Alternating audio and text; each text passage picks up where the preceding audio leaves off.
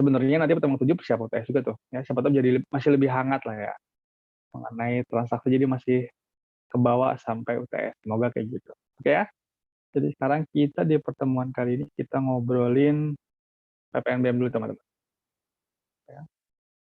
Atau sedikit gitu ya, karena nanti kita bisa banyak ngobrol. Oh nanti juga masih dengan presentasi ya, saya mesti bisa dapat pertunjukan lagi nih ya dari teman-teman. Oke, udah kelihatan belum? Udah ya. Oke, sekarang kita ngomongin mengenai PPNBM, pajak penjualan atas barang mewah. Oke, bentar. Kalau saya buat pakai Super Center View, oke, sampai masih full. Dia, sip. Sekarang ketika kita ngomong PPNBM, ya sama-sama ada PPN-nya, tapi yang satu adalah pajak pertambahan nilai, dan yang ini yang kita omongin pada hari ini adalah pajak penjualan atas barang mewah. Sehingga tentu saja ada perbedaan nih antara PPN pertambahan nilai dengan pajak penjualan. Oke. Kita ngomong dari konsep besar dulu seperti biasa. Nanti mengerucut ke contoh-contohnya. Ya, apa sih PPNBM gitu ya? Pajak penjualan atas barang mewah itu apa? Ya, itu adalah pajak ya atas penjualan barang mewah terhadap transaksi seperti apa? Oke, kita lihat. Masih pakai kata-kata penyerahan. Oke, sama ya teman-teman ya kayak PPN ya. Penyerahan barang kena pajak juga. Oke, jadi masih ngomongin hal yang sama, tapi ada kata-kata yang tergolong mewah. Oke, jadi nggak semua BKP itu kena PPNBM. Hanya yang tergolong mewah aja. Oke. Dan yang dilakukan penyerahannya, yang diserahkan oleh pengusaha yang menghasilkan, oke, oleh produsen aja. Oke, clue berikutnya. Penyerahan BKP juga, tapi barang mewah doang. Dan yang dilakukan oleh si produsen, oke, di dalam daerah pabean. Oke, sip. Jadi A ini bilang bahwa PPNBM itu kena kalau ada produsen yang menyerahkan barang mewah, gitu ya, bahasa singkatnya. Atau, sorry, dan impor barang kena pajak sorry, yang tergolong mewah. Ya, sama. Ketika impor PKP itu kena PPN juga, teman-teman. Tapi ada kata-kata yang tergolong mewah. Jadi ruang lingkupnya lebih kecil daripada PPN. Oke. Kemudian pertanyaannya, barang mewah itu apa sih? Ya, oke. Barang. Jadi teman-teman, saya sempat sekilas baca ini jadi bawang merah ya. Mirip banget ya. Padahal ini barang mewah maksud saya. Ya. Barang mewah. Yang masuk kategori barang mewah itu apa aja? Oke. Pertama, barang tersebut merupakan barang kebutuhan pokok. Artinya, barang tersebut bukan merupakan barang kebutuhan pokok. Artinya, orang yang beli barang mewah, kalau nggak beli masih bisa hidup. Oke, beda sama bawang merah kali ya. Kalau barang mewah ini kalau nggak beli orang masih bisa hidup. Oke, masih bisa menghadiri kuliah lewat Zoom. Ya, bukan barang pokok. Yang berikutnya, barang itu hanya dipakai atau hanya dikonsumsi oleh orang-orang tertentu aja. Yang biasanya, gitu ya, dikonsumsi oleh orang tertentu adalah yang punya penghasilan tinggi. Oke, jadi eksklusif sifatnya dia. Nggak semua orang membeli barang tersebut. Oke, dan yang terakhir, itu dikonsumsi bukan untuk tadi bukan karena kebutuhan, bukan memang harus dibeli, tapi lebih karena menunjukkan status. Oke, oke. Contohnya apa?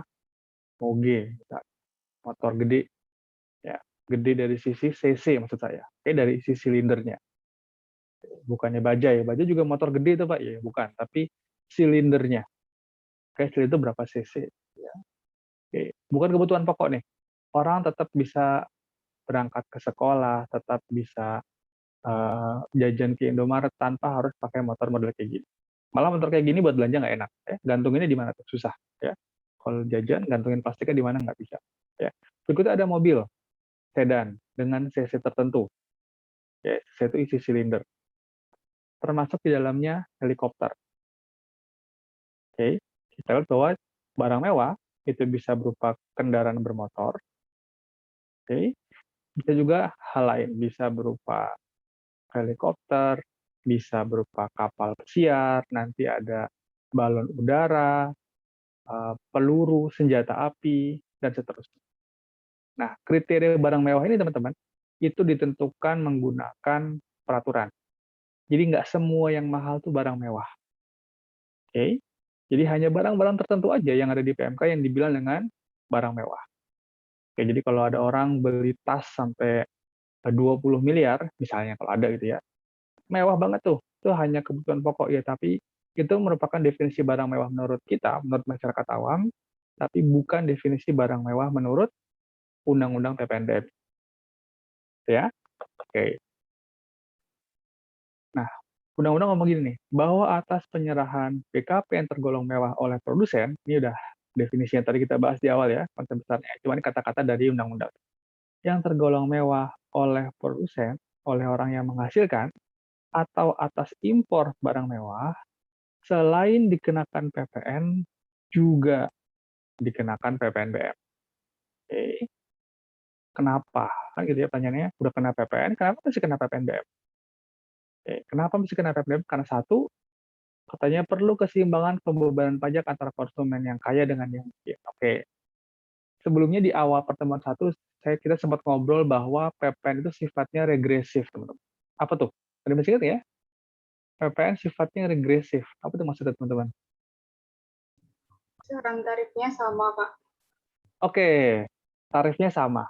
Mau orang yang berpenghasilan eh, kaya gitu ya, ataupun yang berpenghasilan rendah, tarifnya sama. Beda sama PPh. PPh itu kalau orang yang berpenghasilan tinggi, tarif PPh-nya makin tinggi gitu ya, progresif. Tapi kalau PPN itu regresif. Orang yang berpenghasilan tinggi dan berpenghasilan rendah tarifnya sama. Sehingga ujung-ujungnya apa? Beban pajaknya ya justru semakin kaya, semakin tinggi penghasilannya, beban pajaknya semakin lama semakin rendah. Oke, karena tarifnya flat. Oke. Nah, PPNBM ya karena dikenakan hanya untuk barang-barang mewah saja, hanya barang-barang yang dibeli orang-orang yang berpenghasilan tinggi saja, gitu ya, berusaha mengcounter efek regresif dari pajak pertambahan nilai. Oke, supaya nggak regresif-regresif amat, gitu lah ya bahasanya. Sorry teman-teman, kayaknya saya belum ngasih itu ya, kewenangan untuk merekam ya. Lupa saya. Ya, bentar ya.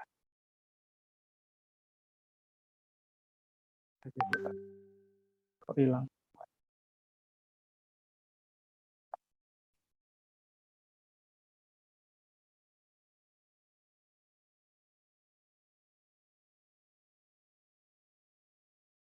Siapa nih? Lupa saya. Arya ya? Oh iya, iya, oke, oke. Bentar ya. Terlalu semangat ya, langsung ngajar aja nih. Ngomong aja langsung, nggak persiapan, lupa saya. Bentar. Wah, klaim hostnya lama. Oh, ya bisa. Ah, sorry Mas Bro ya. Oke, silakan. Kita buka lagi. Recording in progress. Oke, sorry ya. Lupa saya.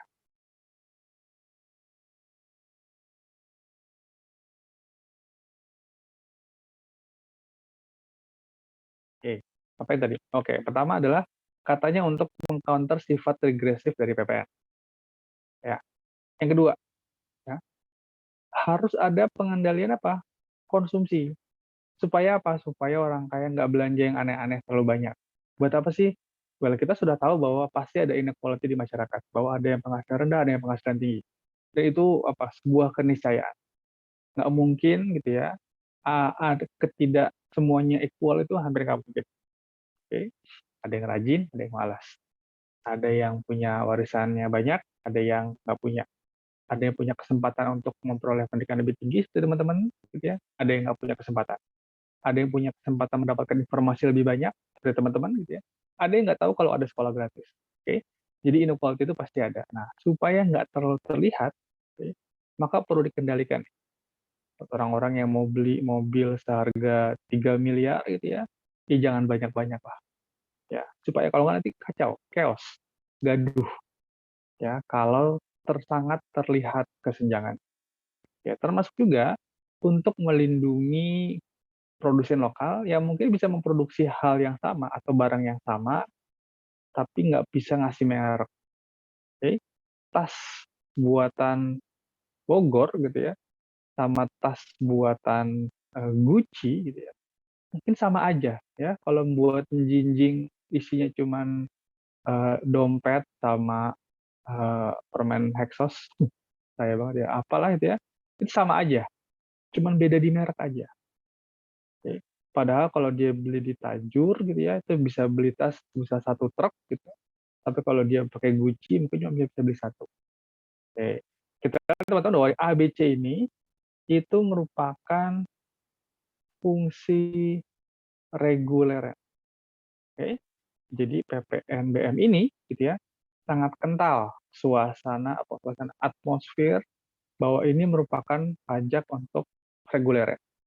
Meskipun tetap ada eh, fungsi lain ya untuk menambah penerimaan negara. Oke, tapi selain buat nerimain doang, selain buat ngumpulin penerimaan pajak doang, ada fungsi-fungsi lain dari PPNBM ini. Oke, oke, sip, lanjut.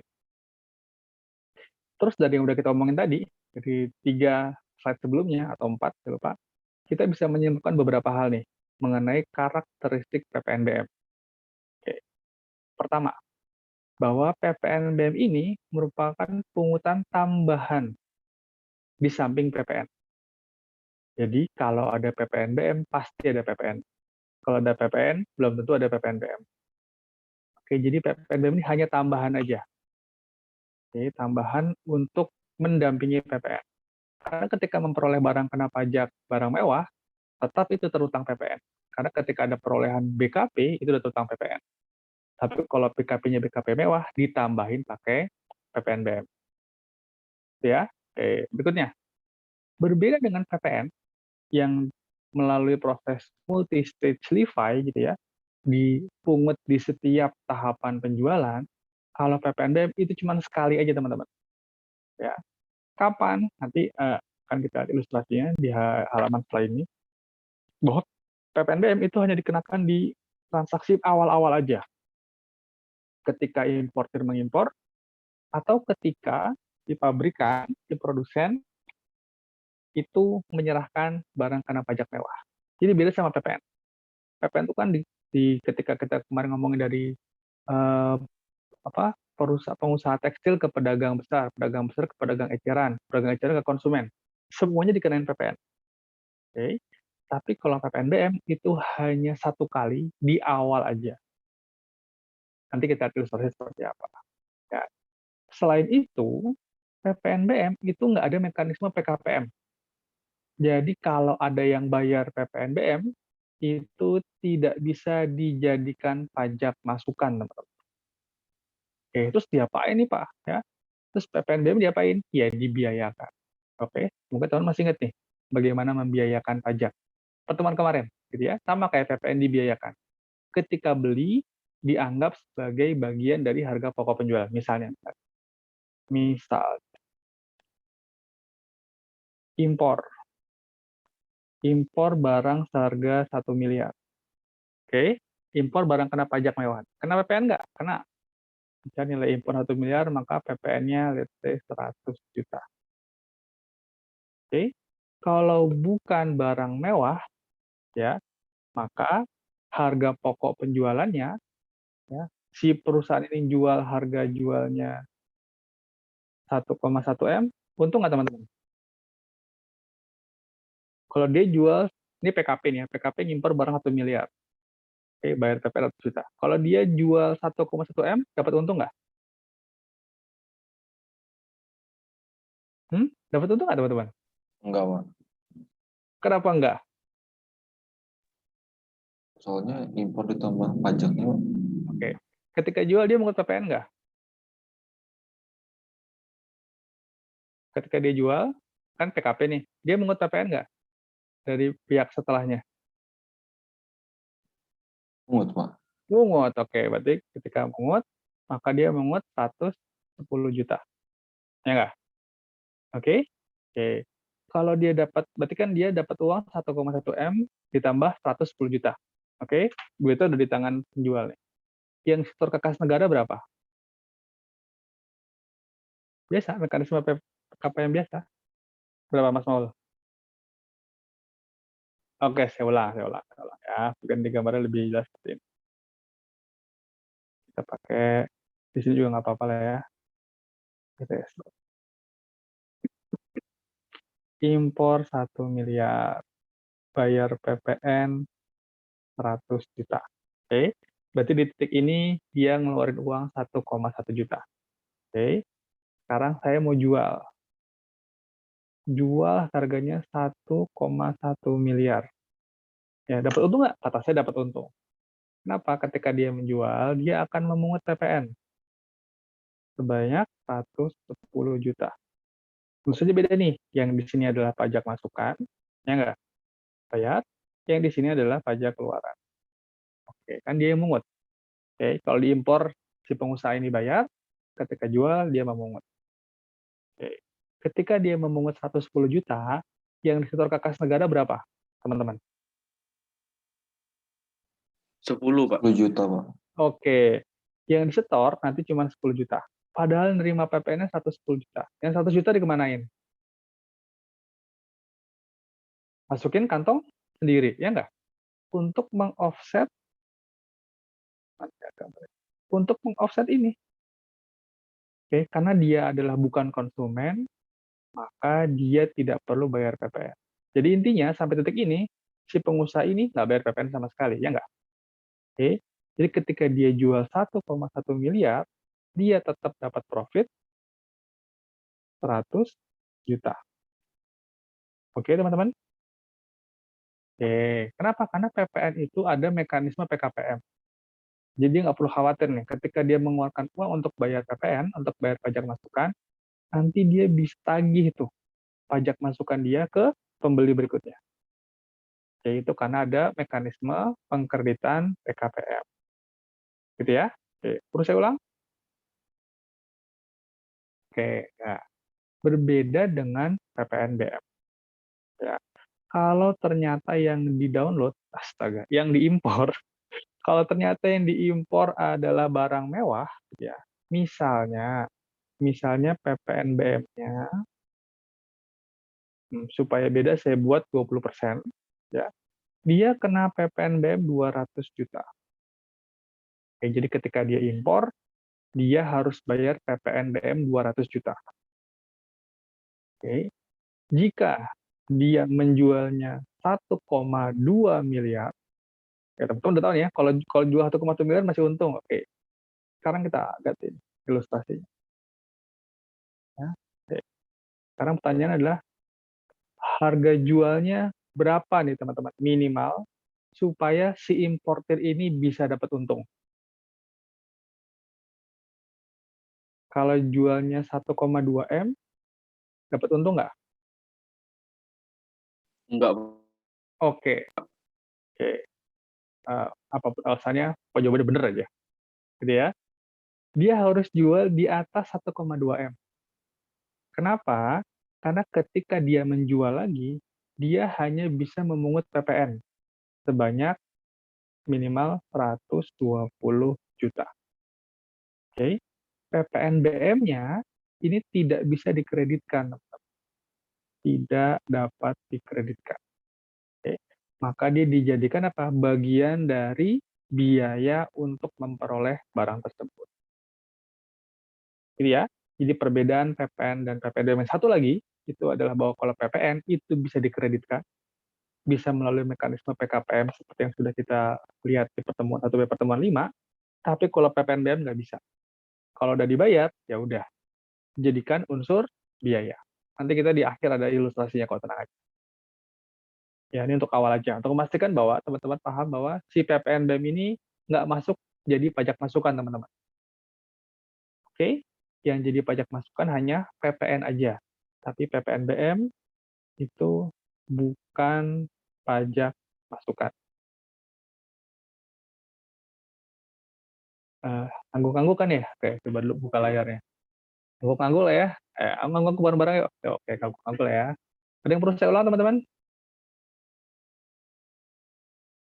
Oke. Kan ini cuma ngomong bahwa kalau PPN kan bisa kita jadikan pajak masukan, gitu kan ya. Kalau PPNBM nggak bisa, ya. Oke, karena nggak bisa, mau nggak mau dia diakui sebagai harga, bagian dari harga beli. Oke, gitu loh. Tapi kalau mungkin ke depannya ketemu pertanyaan. Ya. Berikutnya, nah, karena PPM tidak dapat dikreditkan, nyambung sama obrolan tadi, tidak dapat dikreditkan, maka PPNBM yang udah dibayar, itu langsung dijadikan bagian dari harga pokok. Tadi beli 1 miliar, harga barangnya cuma 1 miliar, tapi karena bayar PPNBM-nya 200 juta, maka seakan-akan itu beli barang seharga 1,2 miliar. Oke, beda sama PPN. Kalau bayar PPN nggak perlu kita masukkan sebagai biaya tuh, karena nanti bisa ada mekanisme PKPM. Temuan kemarin, pengkreditan pajak masukan. Oke, next. Tapi kalau ada eksportir, jadi misalnya dia jual beli motor Ducati gitu ya. Jadi si PT Adi ini merupakan distributor resmi Ducati se-ASEAN, se-Asia Tenggara. Oke. Maka dia impor semua motor Ducatinya masuk ke gudangnya, bayar PPNBM. Ya, karena itu merupakan barang mewah. Tapi kemudian dibeli nih, ada konsumen di Singapura, di Thailand, di Brunei, itu minta ya, barang tersebut.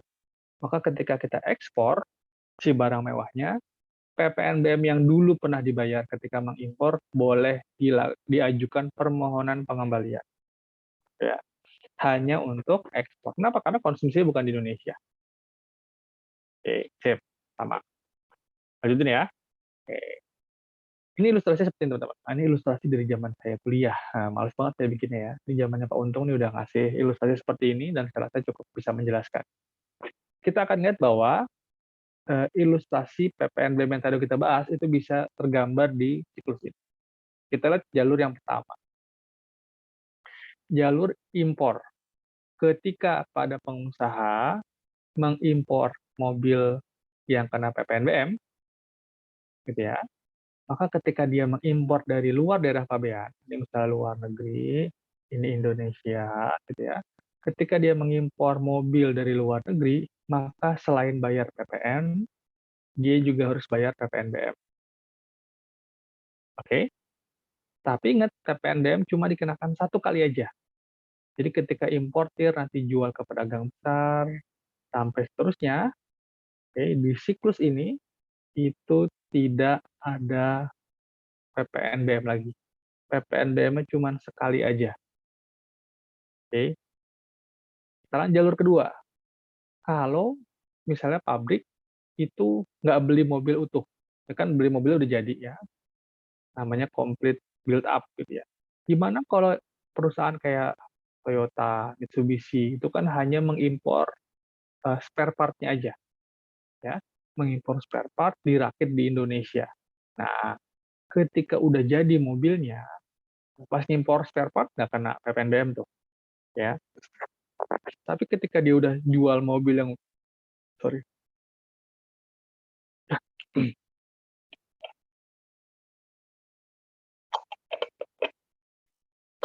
ketika dia jual mobil yang udah jadi, mana? Maka baru tuh, ya, dia mengenakan atau dia memungut PPN dan PPNBM. Tapi seterusnya di siklus nomor 2 tidak ada pemungutan PPNBM. Di jalur nomor 3, ya misalnya pabrikannya langsung konsumen, dia langsung kenain PPN atau PPNBM. Ya, jadi 1, 2, 3 ini transaksi yang berbeda-beda yang menunjukkan bahwa PPNBM cuma dikenain di awal transaksi aja. Oke? Oke. Ada yang mau tanya di sini? Yang mau diobrol dulu, teman-teman? Oke. Berapa banyak sih kena PPNBM? Oke, tarif PPNBM itu diatur di undang-undang bahwa tarifnya paling rendah 10%, tapi bisa maksimum 200%. Nanti diatur menggunakan peraturan pemerintah atau peraturan Menteri Keuangan.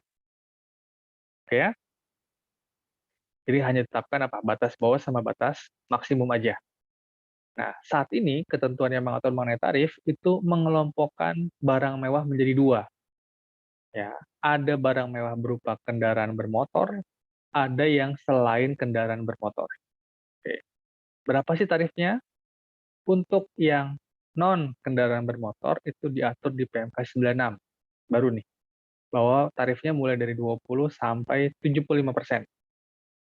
Sedangkan untuk kendaraan bermotor, mobil dan motor maksudnya gitu ya, itu bisa sampai 10 sampai 125%.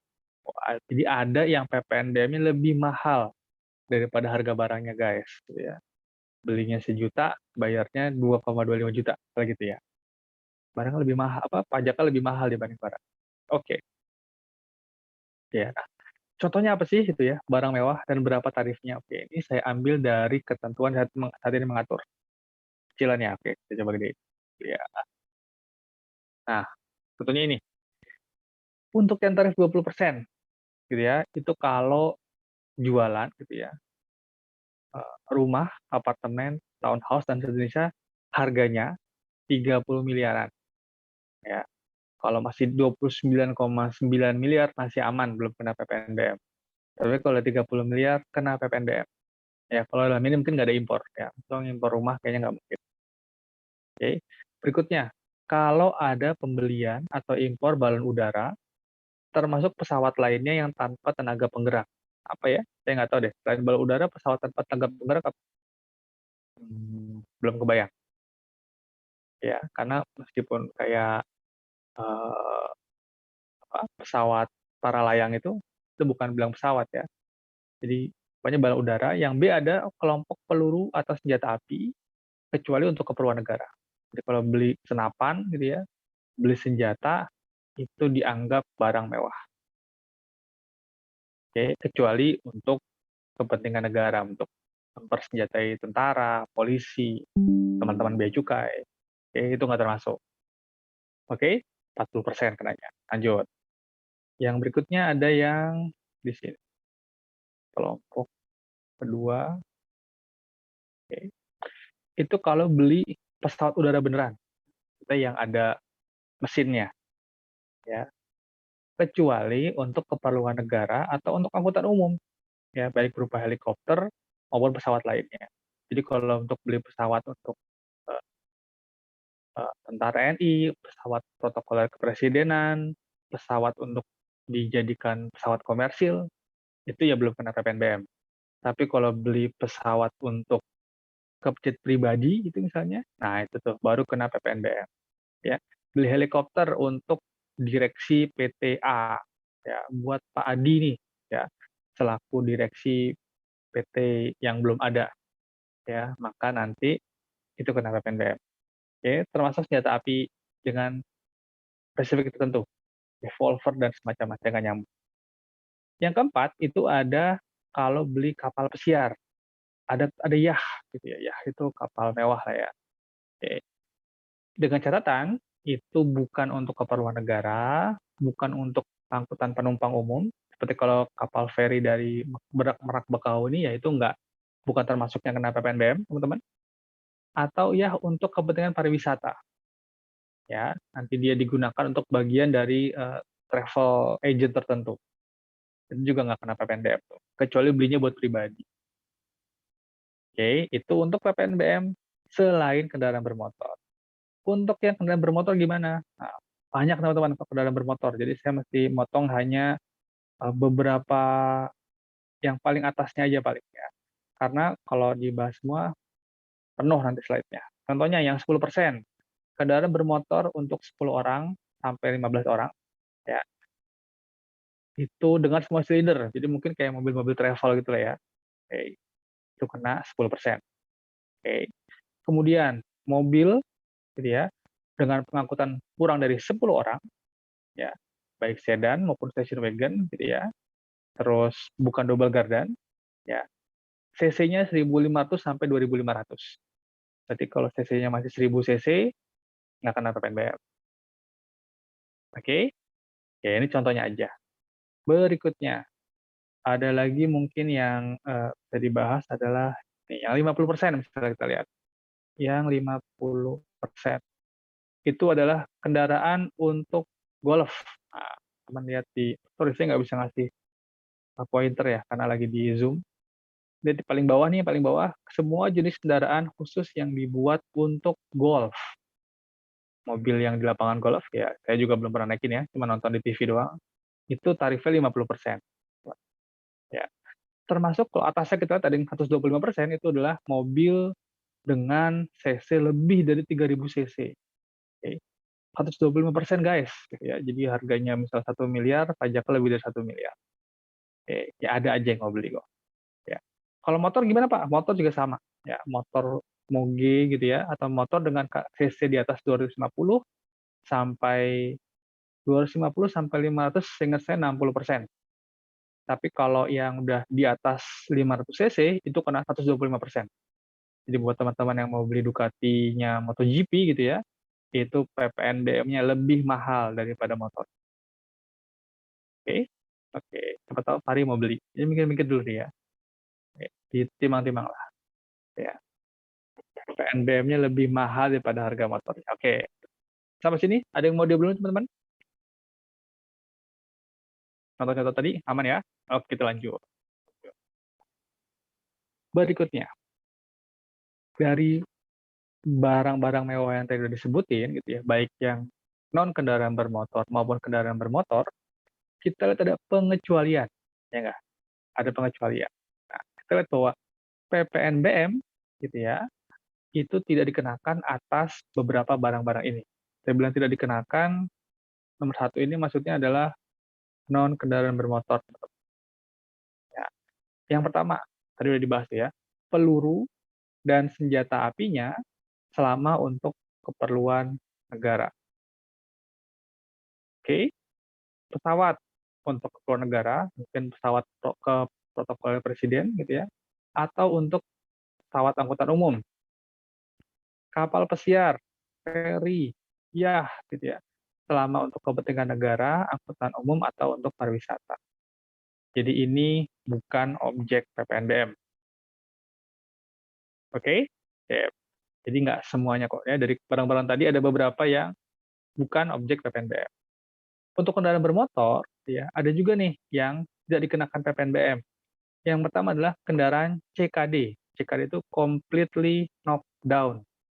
Jadi mobil-mobil yang belum kelihatan mobil. Nah, yang kena PPNBM itu adalah mobil yang CBU.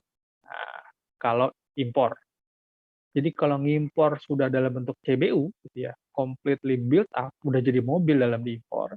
Ketika diimpor, dia nggak kena PPNBM. Dia kena PPNBM. Tapi kalau masih dalam bentuk spare part, sama sasisnya doang, sasis itu ini ya, rangka bawahnya, itu ketika impor nggak kena PPNBM. Ketika jual juga nggak kena PPNBM.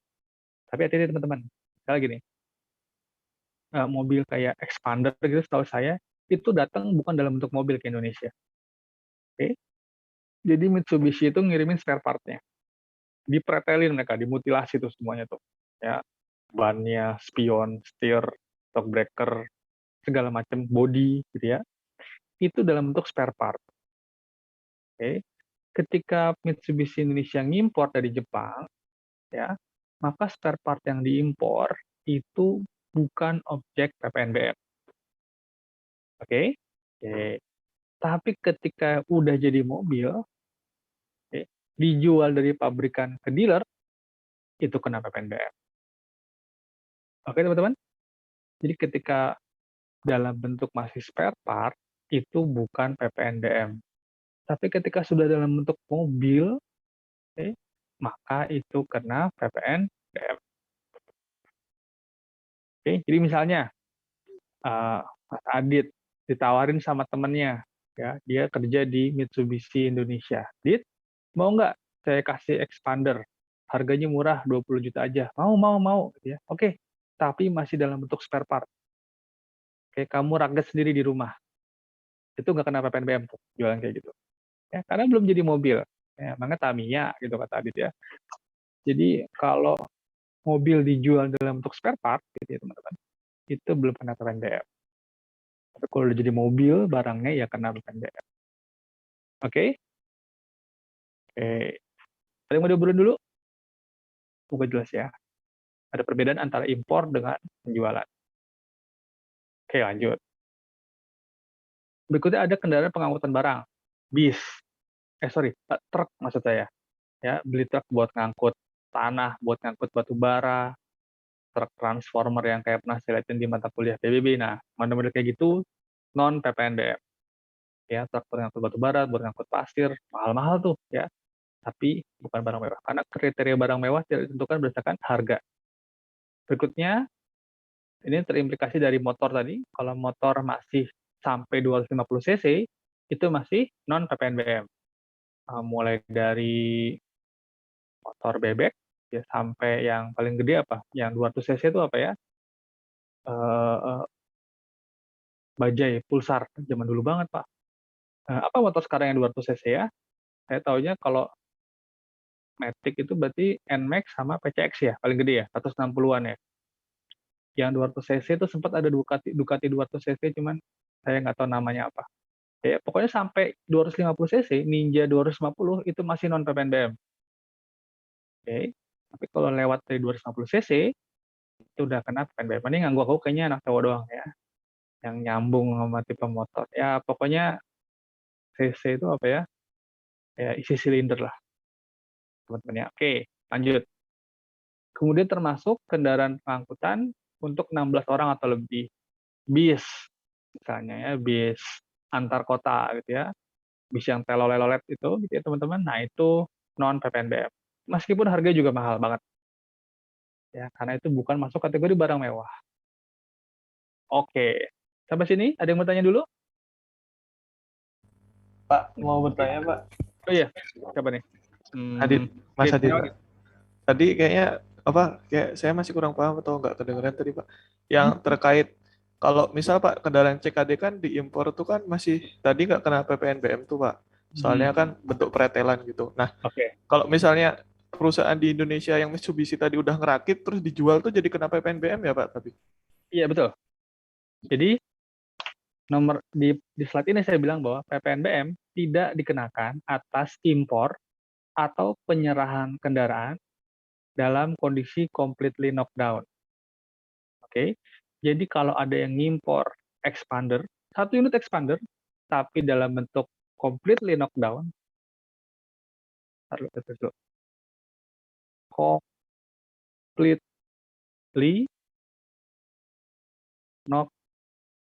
knockdown. Nah, artinya belum jadi mobil nih. Oke. Ini masih ada spare part-nya, bannya, peleknya gitu ya.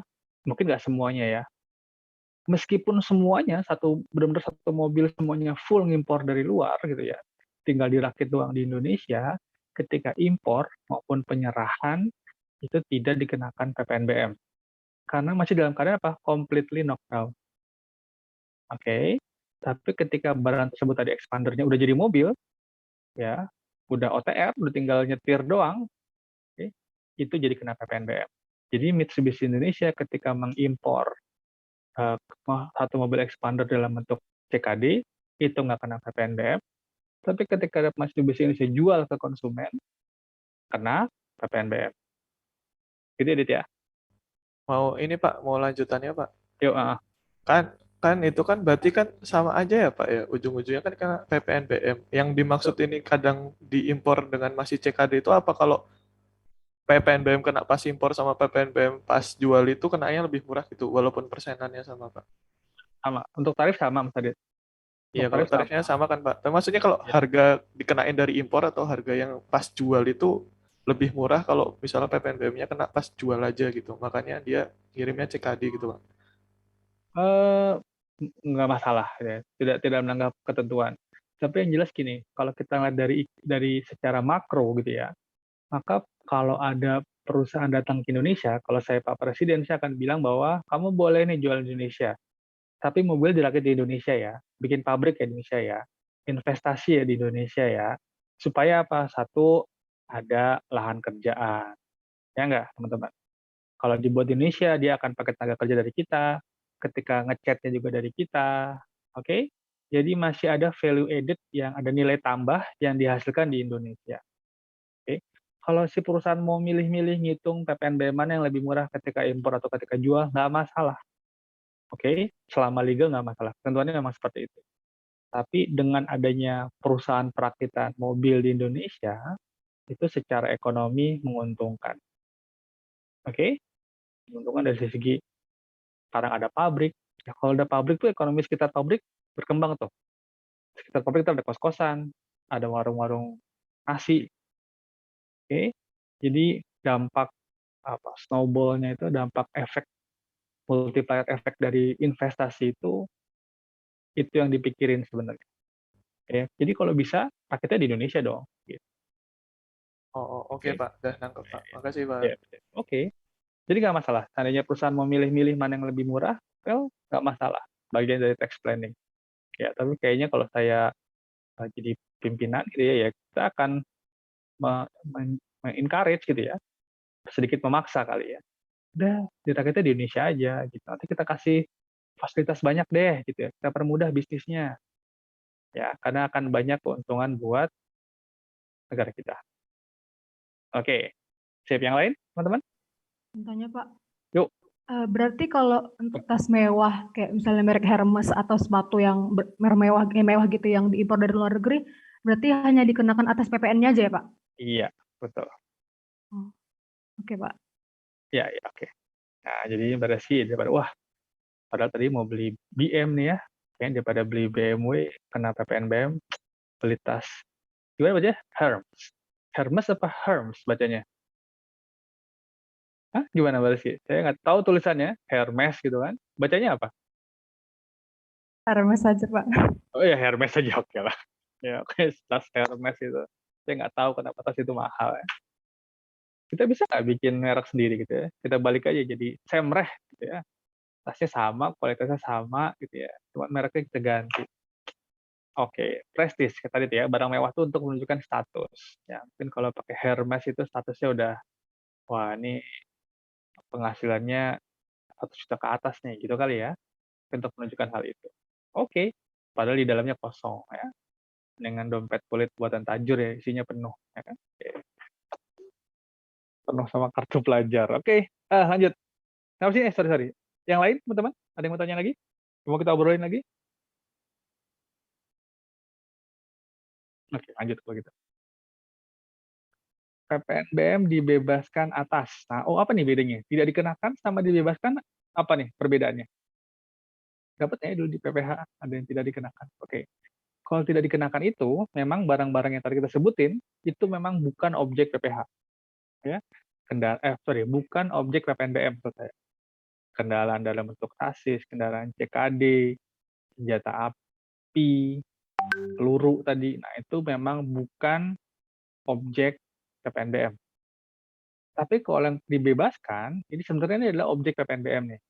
Tapi karena suatu kondisi tertentu, dia jadi tidak dipungut PPNBM. Apa contohnya? Yang pertama, kendaraan bermotor berupa ambulan, jenazah, pemadam kebakaran, dan berikutnya. Ini merupakan kendaraan-kendaraan yang secara ketentuan gitu ya, ini di bawah 10 orang gitu ya, di bawah 10 orang, cc-nya mungkin tertentu, pemadam kebakaran ini mungkin cc-nya lebih dari 2000 cc ya. Tapi karena dia peruntukannya untuk ambulan, untuk jenazah dan lain-lain, dia jadi nggak dikenakan PPN, jadi dibebaskan PPNBM. Ya, berikutnya, kendaraan untuk kenegaraan, beli sedan Camry untuk Pak Presiden, untuk para menteri, ngomongnya presiden aja deh ya. Kalau menteri kedinasan soalnya. Sama, kedinasan pun juga tidak dibebaskan PPNBM. Jadi ada yang tidak dikenakan, ada yang dibebaskan. Nanti di akhir kita akan ngomong ada yang ditanggung pemerintah. Wah, beda lagi apa? Oke?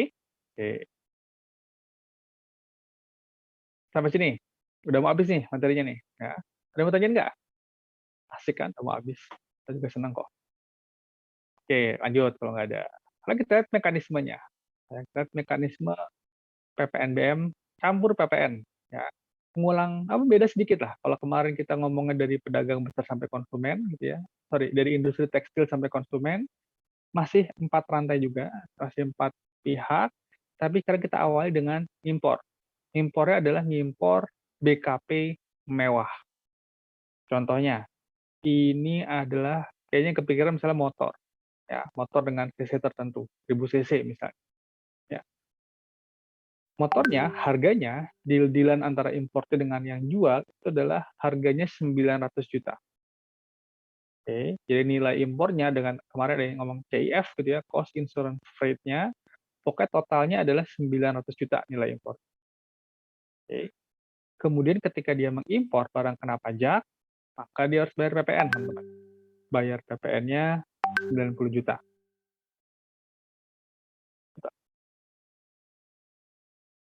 Oke. Karena dia barang mewah, selain kena PPN 90%, dia juga harus bayar PPNBM sebanyak 540 juta.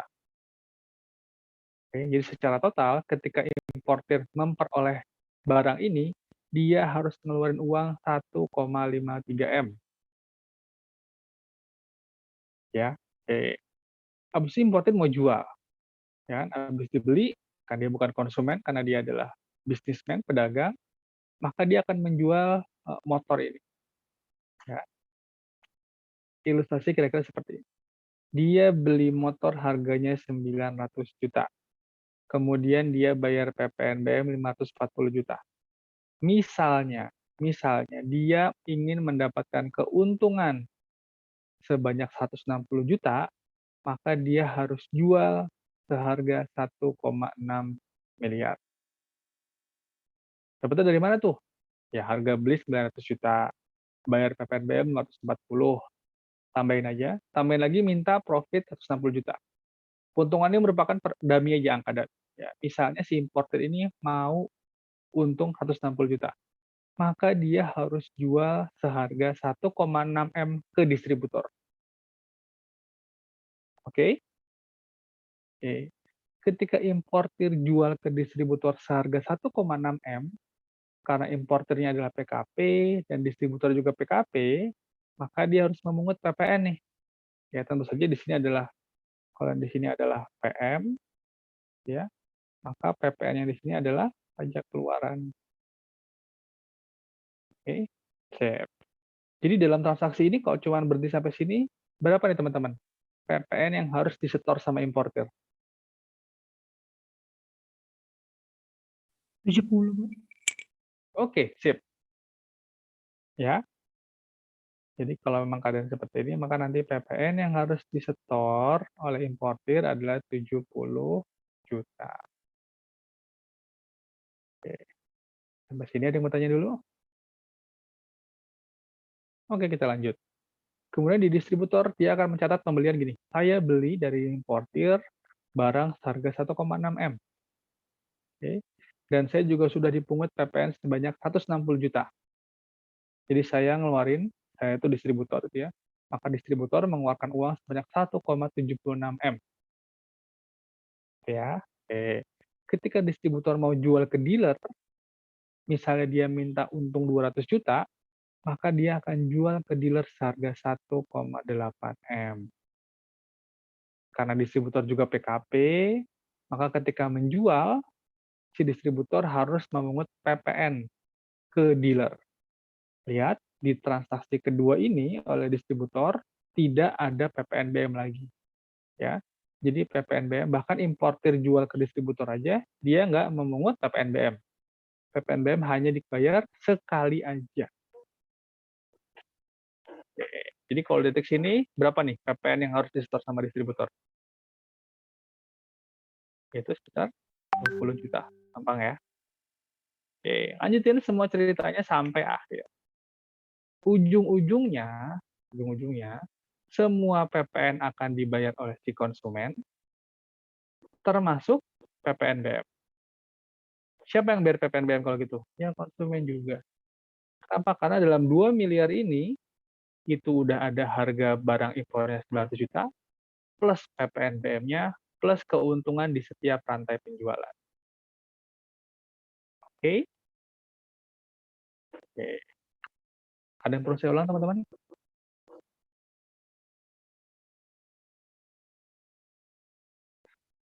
Nggak ada. Oke. Nggak ada itu. Oke. Perlu saya ulang? Oke, intinya. Oh iya. 70 juta, oke. Apakah maksudnya ini 70 juta yang di sini? Oke, ini cuman bilang kan importir ketika mengimpor barang bayar PPN 90 juta, Mas Arya. Ya enggak? Oke, sampai situ oke? Ketika importir mengimpor, maka dia bayar PPN 90 juta. PPN yang di atas ini adalah pajak masukan. Oke, ya enggak? Pajak masukan adalah PPN yang dibayar. Kan gitu ya? Sehingga pajak masukannya adalah 90 juta.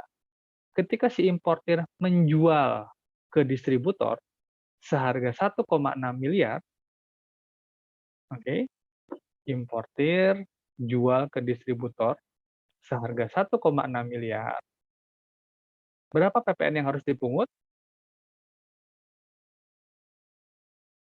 Berapa ya? Hah? Bro, ketika importir jual ke distributor 1,6 miliar, berapa PPN yang harus dipungut? Sip, 160 juta. Cukup 10% dari harga jual. Oke. Karena ketika menjual mungut 160 juta, sorry nggak kelihatan. Maka 160 juta ini adalah kita sebut dengan pajak masukan atau pajak keluaran? Oke, pajak keluaran. Oke. Jadi ada PM 90 juta, ada PK 160 juta. Sehingga kalau kita mau tahu berapa sih PPN yang harus disetor oleh si importir, itu adalah PK dikurang PM. Oke, 160 juta dikurang 90 juta.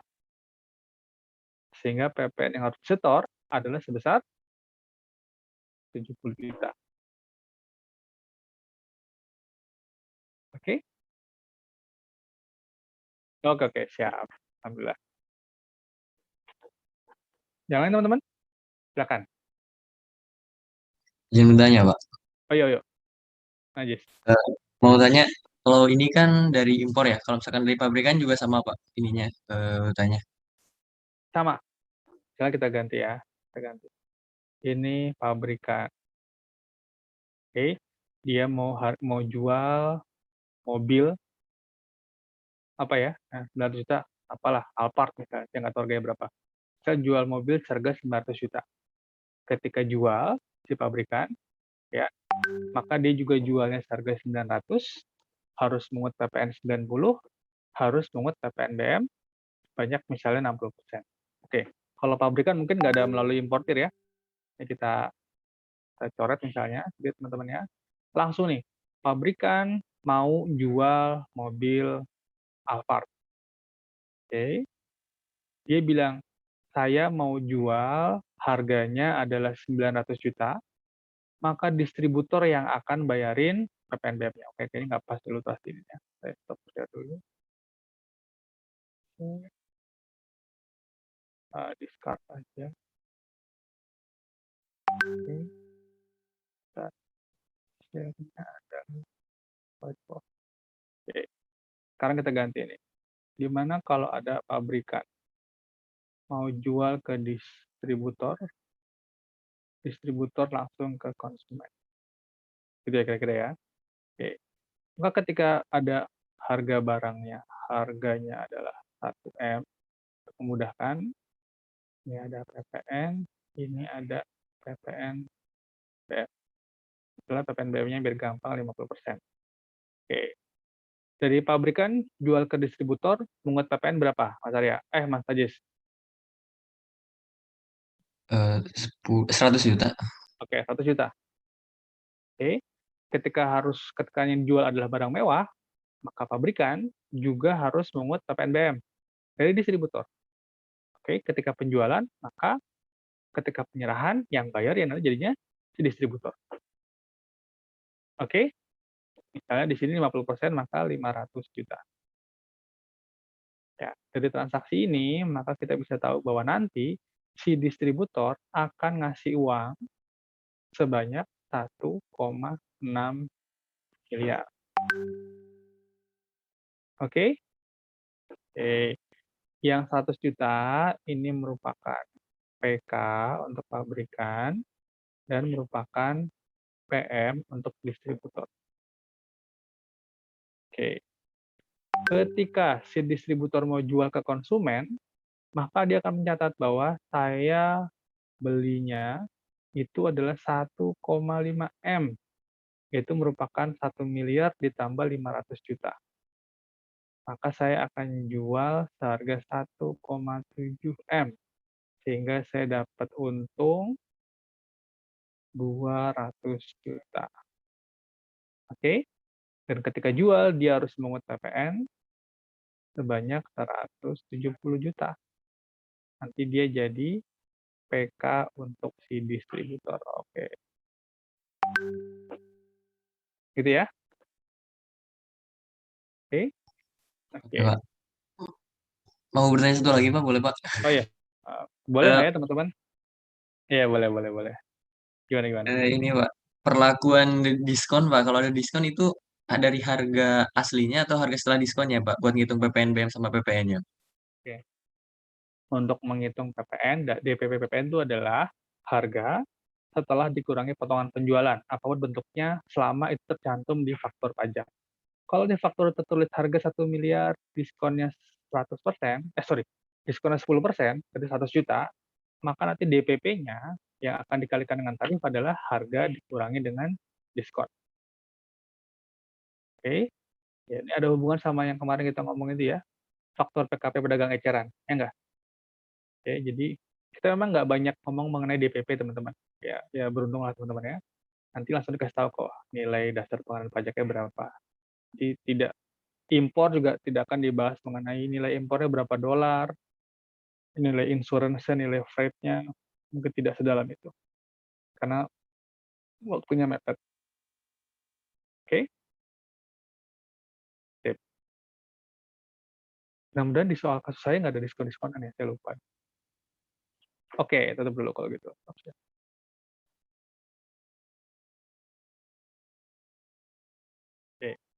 Yang lain teman-teman? Silakan. Cukup? Oke. Cukup, Pak.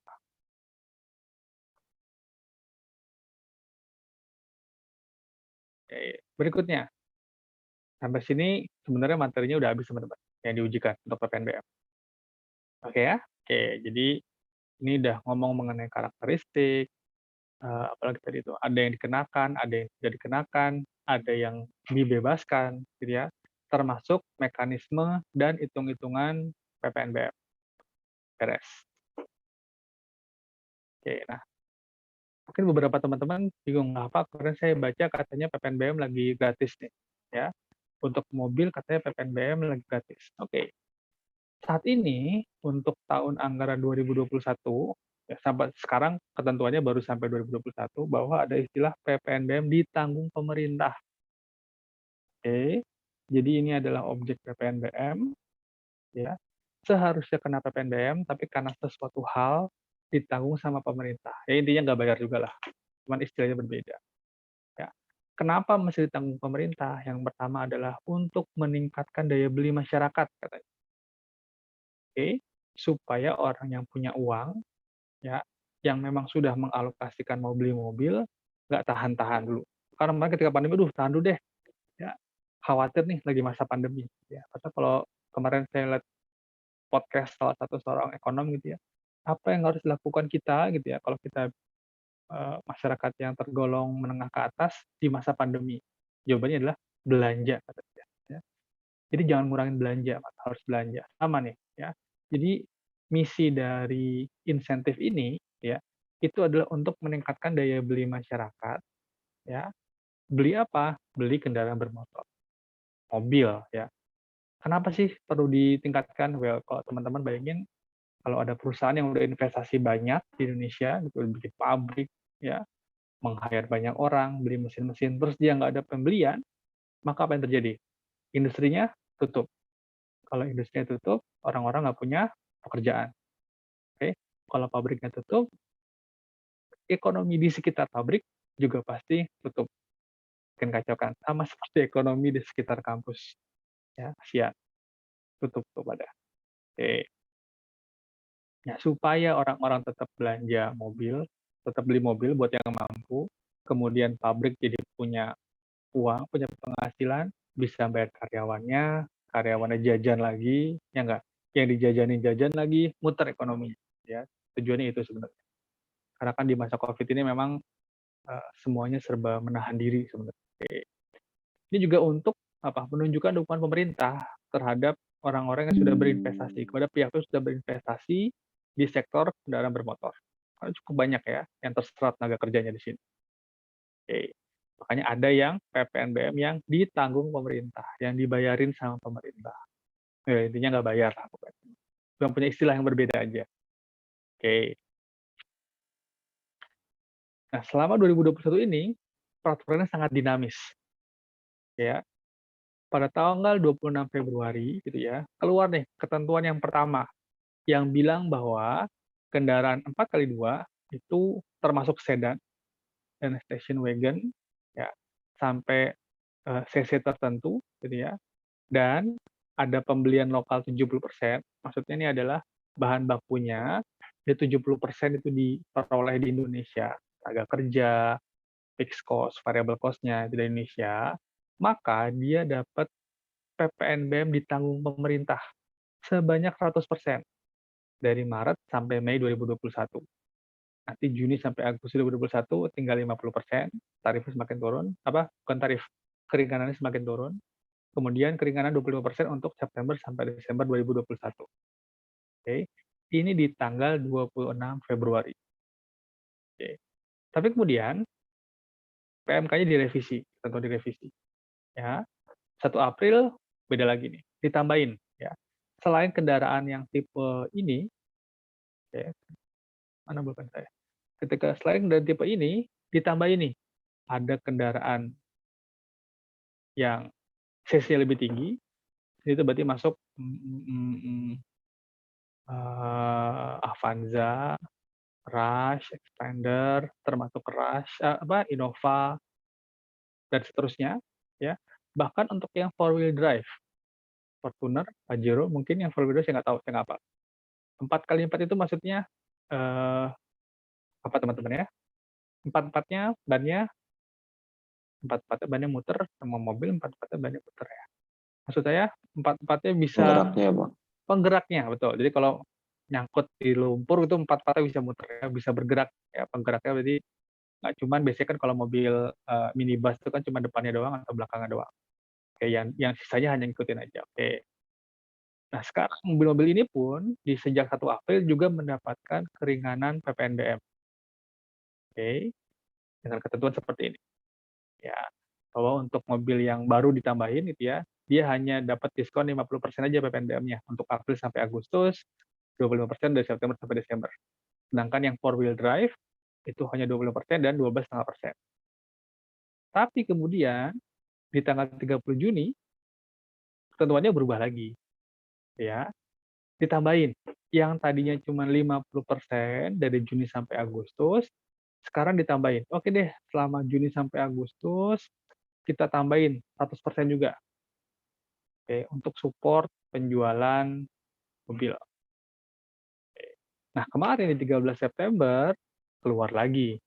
Udah sampai akhir tahun deh, ya. Akhirnya sampai akhir tahun PPNBM ditanggung pemerintah untuk mobil tipe pertama ini. Oke, sedangkan tipe kedua, oke deh 50% sampai akhir tahun. Tipe yang ketiga 25% sampai akhir tahun. Oke. Ini adalah PPNBM ditanggung pemerintah, tapi ketentuannya hanya untuk tahun anggaran 2021 aja. Oke, meskipun banyak yang berharap ini terus-terusan sampai 2022 dan seterusnya, kalau saya berharap pandemi segera berakhir, jadi nggak usah ngasih PPNBM. Bukan karena nggak mau ngasih insentif, gitu ya, supaya kata teman-teman yang kemarin saya ajak ngobrol, supaya semester depan bisa offline. Gitu ya teman-teman ya, harapannya gitu katanya. Bagian pokoknya tahun depan offline aja Pak. Sampai wisuda udah offline. Ya, sama lah, kita berharap yang sama. Oke, sip. Habis baterainya, yes. Silakan teman-teman. Ada yang mau diobrolin dulu? Pak, mau tanya Pak, tadi jumlah iya. pembelian lokal itu apa ya Pak? Oh, sorry. Pembelian lokal itu adalah berarti dari seluruh komponen biaya, gitu ya, itu 70%-nya itu dari lokal. Produksi cat, misalnya kan kalau cat nggak diimpor nih, oke? Produksi cat, mungkin penjahitan jok dengan kulitnya, kemudian pemasangan emblem, perakitan kan mahal tuh ya, perakitannya di Indonesia dengan menggunakan biaya yang ada di Indonesia. Oke, pembelian lokal itu maksudnya adalah 60% dari biaya yang dikeluarkan untuk menghasilkan mobil tersebut itu dibiayakan di Indonesia. Oke, bukan dari impor. Oke, Mas Bro ya. Jadi Baik yang Pak. diimpor, oke, mungkin yang diimpor cuma spare part-nya aja. Tapi perakitannya, nyekrup-nyekrupinnya, ya enggak? Beli bannya mungkin dari perusahaan lokal dan segala macam. Oke? Oke, sip. Oke, yang lain teman-teman silakan mengenai PPNBM. Ada yang mau diberi dulu? Pak, untuk yang kendaraan pakai 2 kan sebenarnya itu Ya, sorry, nggak dengar saya. Untuk kendaraan 4x2, yang tadi Pak, oke, sorry. Ini, yang 30 Juni 2001 itu kan September sampai Desembernya 25%. Tiba-tiba tanggal 13 itu jadi 100%. Itu bisa kena dapat refund nggak ya Pak? oh enggak. Jadi kalau beli, ya enggak lah. Kalau belinya setelah ketentuan yang berlaku, ya ini kan, ini berlaku sejak 13 September, sorry. Ini kan tadinya 25%, gitu maksudnya ya? Ya kan? Iya. Terus tiba-tiba kok di sini jadi 100%. Iya. Gitu maksudnya kan? Nah, ya ini tergantung tanggalnya. Kalau belinya ketika ketentuan ini berlaku, ya ada potongannya. Kan ketika 1 April berlaku, maka yang berlaku adalah ketentuan ini, teman-teman. Ya enggak? Ketika beli mobilnya, misalnya, saya baru beli mobilnya di 2 September, ya. Maka ketika beli 25 di 2 September, ya yang berlaku ketentuan yang ini. Masih 25%, salah sendiri kecepatan. Oke? Iya Pak. Jadi sejak berlakunya PMK tersebut. Oke. Detail banget ya. Oke, sip. Lanjut. Ada lagi teman-teman? Silakan. Oke, saya tutup share dulu aja, supaya lebih santai ngobrolnya. Oke. Materi PPNBM singkat gitu ya, memang nggak banyak yang perlu diobrolin karena mekanismenya jauh lebih mudah. Oke teman-teman, karena waktunya masih banyak, saya rasa untuk sementara kayaknya kita biarkan kelompok siapa sekarang nih yang mau tampil nih? Ngaku. Kelompok 2, Pak. Oke, kelompok 2. Oke, nanti kelompok 2 mau tampil, perlu persiapan 5 menit? Apa langsung bisa mulai?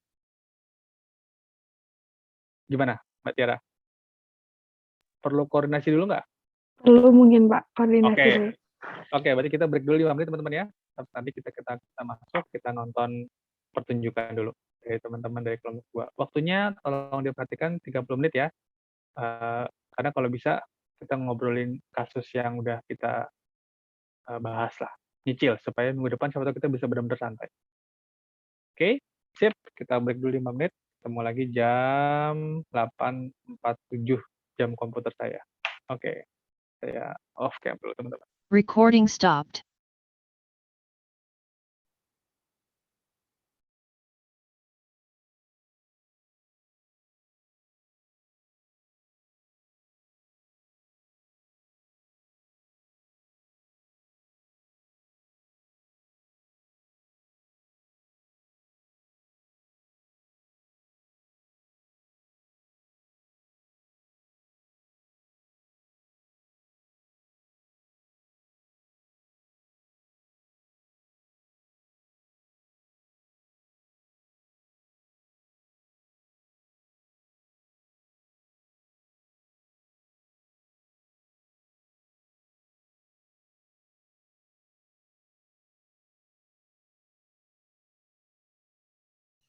Apakah sudah terlihat, teman-teman? Sudah nih, Ken. Sudah.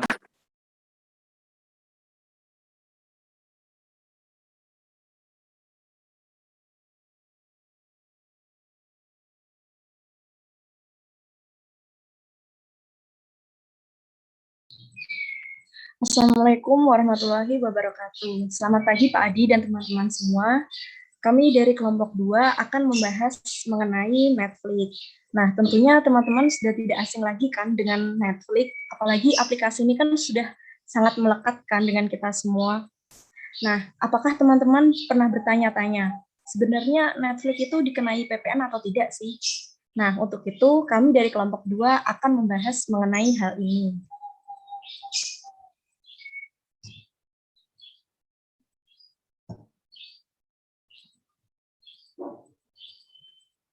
Nah, sebelum masuk ke materi, pertama-tama perkenalkan dulu anggota kelompok 2, yaitu saya sendiri selaku moderator Niken Kartika, kemudian pemateri yaitu ada Afan Zubair, Langit Basudewa, Tiara Putri, dan Diana Dewi. Nah, untuk itu selanjutnya saya persilakan kepada pemateri untuk menyampaikan hasil pembahasan kita.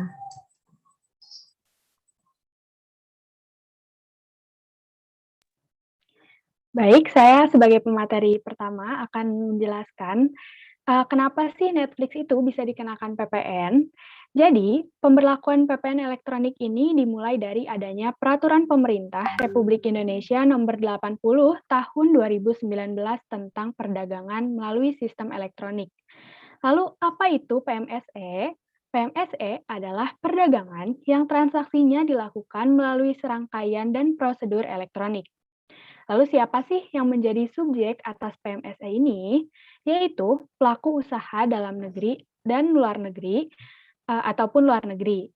Pelaku usaha PMSE dalam negeri ini bisa berbentuk orang perseorangan atau badan usaha, sedangkan pelaku usaha PMSE luar negeri harus memenuhi kriteria-kriteria tertentu seperti jumlah transaksi, nilai transaksi, jumlah paket pengiriman, atau jumlah traffic atau pengakses di Indonesia. Nah, selanjutnya diatur juga nih melalui peraturan pemerintah pengganti Undang-Undang Republik Indonesia Nomor 1 Tahun 2020.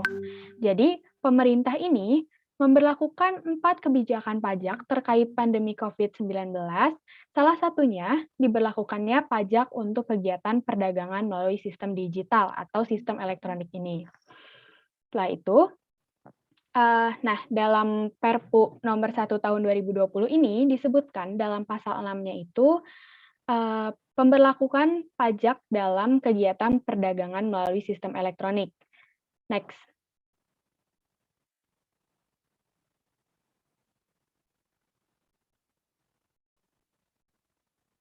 Ya, jadi perlakuan perpajakan dalam PMSE ini dapat berupa yang pertama itu adalah pengenaan PPN atas pemanfaatan BKP tidak berwujud atau JKP di luar daerah pabean ke dalam daerah pabean. Jadi di sini, jadi kita yang memanfaatkan itu adalah orang Indonesia, tapi yang membuatnya itu adalah orang luar negeri gitu. PPT-nya bisa di next. Sebentar Tiara, ini kayaknya sinyal. Oh ya, oke. Terus yang kedua itu pengenaan pajak penghasilan atau pajak transaksi elektronik atas kegiatan PMSE.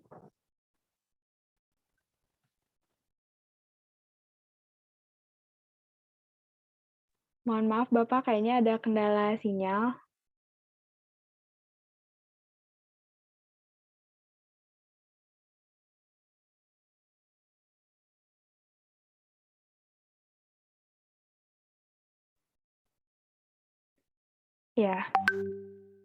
Ya, slide ini.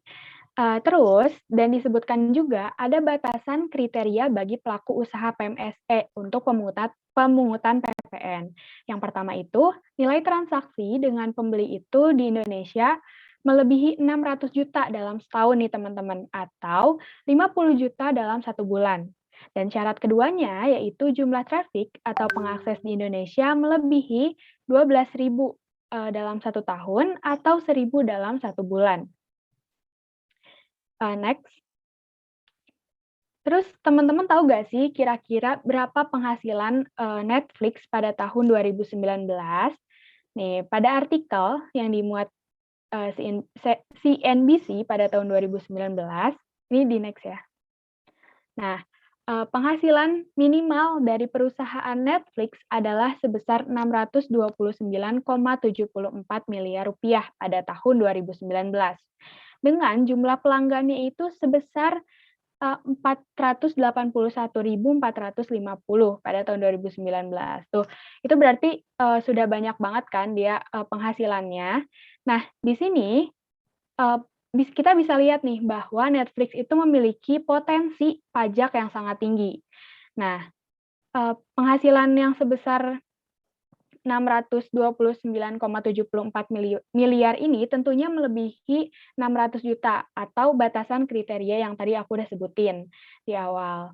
Terus jumlah pelanggan Netflix juga udah melebihi 12.000 atau sebanyak 481.450. Jadi Netflix ini sudah memenuhi batasan kriteria bagi pelaku PMSE. Untuk itu, mulai 1 September 2020, Netflix ini resmi dikenakan PPN.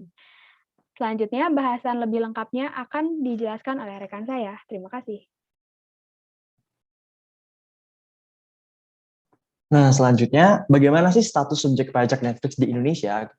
Netflix dapat dikategorikan sebagai subjek pajak luar negeri atau SPLN.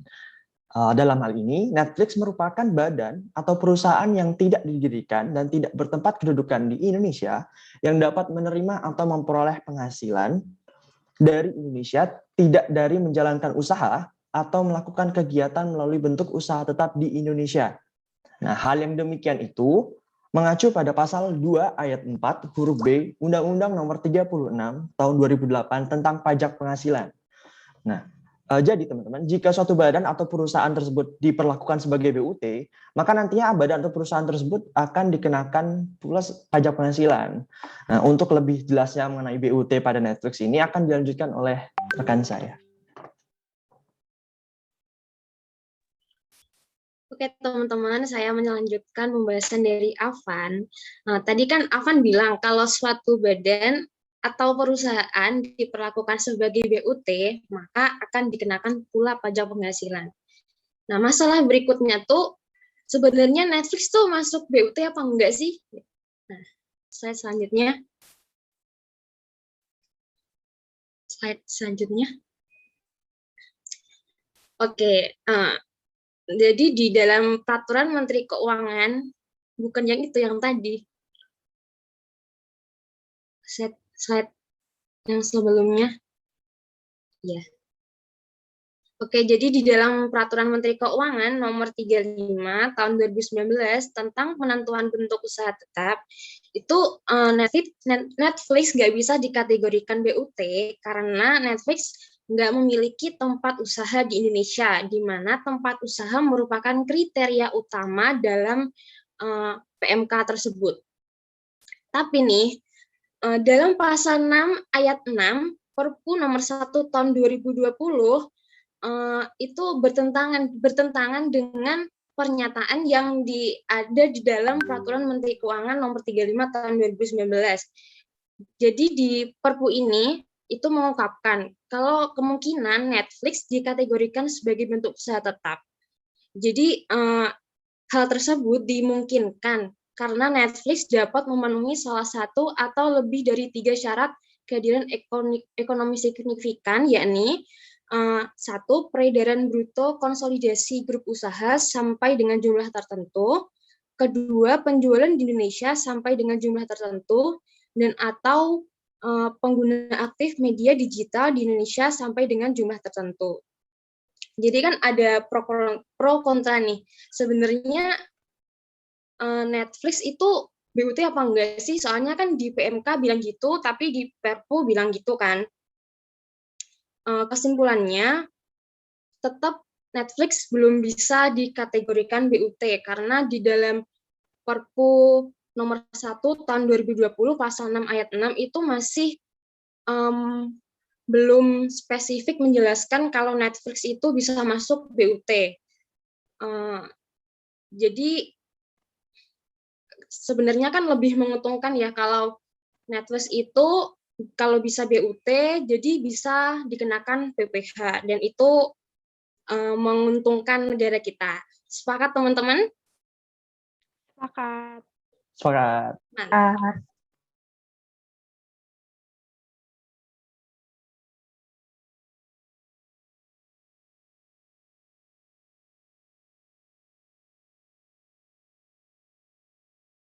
Oke, selanjutnya di sini kita masuk membahas sebenarnya keadaan pajak atas Netflix itu bagaimana, di samping kerangka teori yang sudah kami bahas tadi. Jadi kami mengambil jurnal itu dari Simposium Nasional Keuangan Negara tahun 2020. Di sini juga ada pembahasan terkait pajak atas Netflix. Nah, jadi di sini kami mengambil beberapa pendapat dari narasumber yang hadir di sana.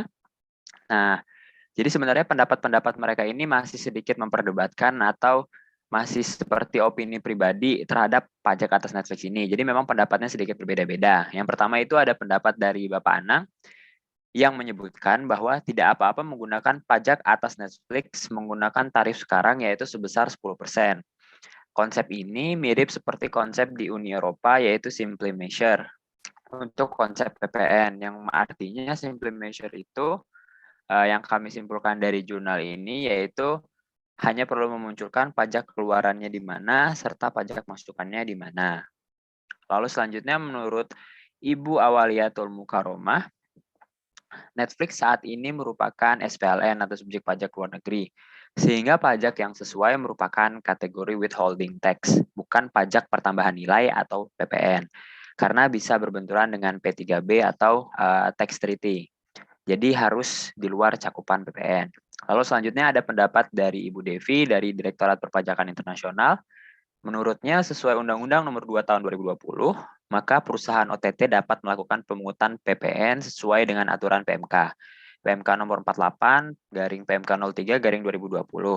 Namun demikian untuk dapat dikenakan pajak penghasilan atau pajak transaksi elektronik, perlu menunggu peraturan pemerintah maupun peraturan Menteri Keuangan sebagai aturan pelaksanaan dari UU tersebut tadi. Next.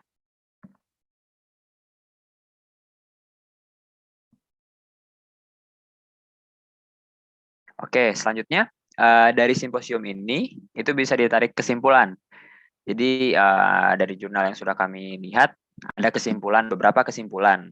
Nah, jadi yang pertama itu sebenarnya Indonesia itu belum dapat menerapkan pemajakan kepada Netflix atas penghasilannya saat ini. Tapi jika merujuk pada kerangka teoritis yang sudah tadi dibahas, yaitu pasal 6 ayat 1 huruf B, peraturan Perpu nomor 1 tahun 2020, Netflix dapat dikenakan pajak penghasilan yang dilakukan oleh subjek pajak luar negeri yang memenuhi ketentuan kehadiran ekonomi signifikan. Yang tadi 3 syarat yang sudah disebutkan. Lalu selanjutnya, pemajakan pertambahan nilai atas layanan yang diberikan Netflix sebagaimana dimuat pada gambaran umum itu dapat dikategorikan sebagai pemanfaatan BKP tidak berwujud dan atau JKP dari luar daerah pabean di dalam daerah pabean. Pemanfaatan BKP tidak berwujud dan atau JKP dari luar, maaf ini sepertinya typo jadi ditulisnya 2 kali, keulang.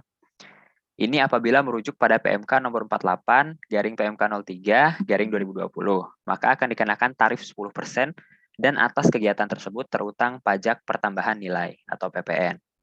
Oke, next. Oke, jadi kesimpulan akhirnya yang kami sendiri simpulkan di sini bahwa diundangkannya Perpu nomor 1 tahun 2020 menjadi Undang-Undang nomor 2 tahun 2020 untuk sementara ini dapat memberikan suatu kejelasan akan hadirnya layanan OTT multinasional seperti Netflix. Tapi sebenarnya peraturan ini masih kemungkinan akan diperbarui lagi karena belum mengakomodir secara keseluruhannya. Lalu berdasarkan Perpu nomor 1 tahun 2020 juga dimungkinkan Netflix dikenakan pajak penghasilan apabila ditetapkan sebagai BUT atas pemenuhannya dalam ketentuan kehadiran ekonomi signifikan. Oke, baik, sekian penjelasan akhir dari saya. Selanjutnya saya kembalikan ke moderator yaitu Mbak Niken. Terima kasih. Baik, terima kasih untuk seluruh pemateri. Nah, teman-teman sekarang mungkin sudah punya gambaran ya tentang sistem perpajakan Netflix di Indonesia. Nah, untuk teman-teman yang masih penasaran bertanya.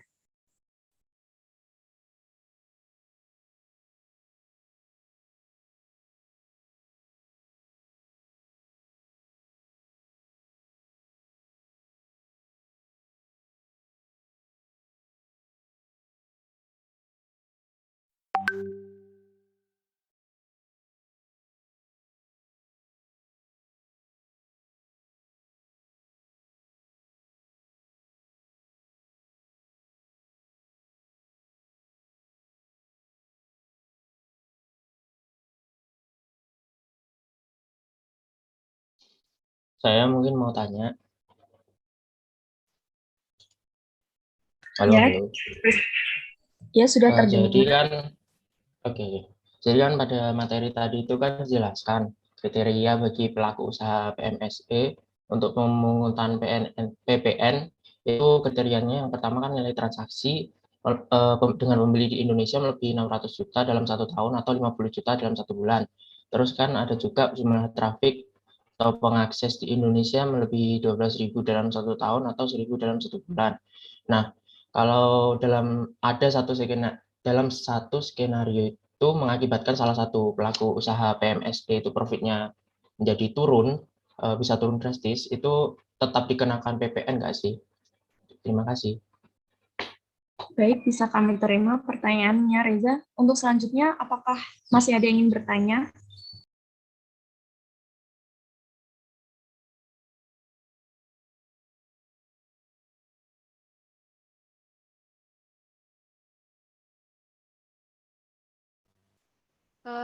Izin bertanya. Baik, silakan Mandar. Jadi kan tadi intinya sampai sekarang kan Netflix ini belum ditarik pajak ya?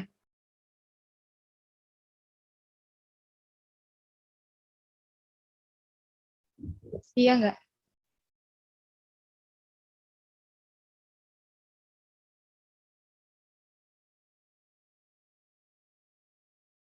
Maaf Mandar, tadi suara kamu putus-putus.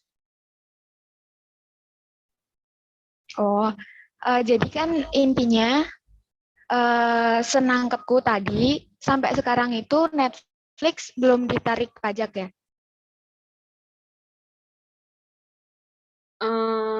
Netflix sampai sekarang kan belum BUT, jadi belum bisa dikenakan PPh. Tapi kalau PPN, ya soalnya dia PMSE. Oh, kalau PPN itu udah ditarik? Sudah.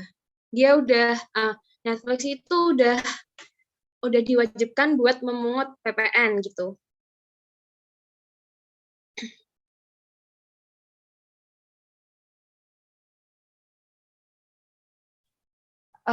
Terus saya mau nanya, sejauh ini tuh udah ada nggak sih usaha untuk menetapkan Netflix itu sebagai BUT?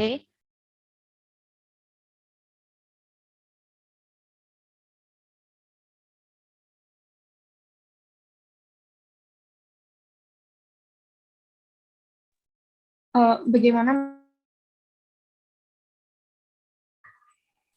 Apakah ada usaha untuk menarik pajak ya? Untuk menetapkan Netflix sebagai BUT. Oh, apakah udah ada usaha untuk menetapkan Netflix menjadi BUT? Iya. Baik, bisa kami terima pertanyaannya.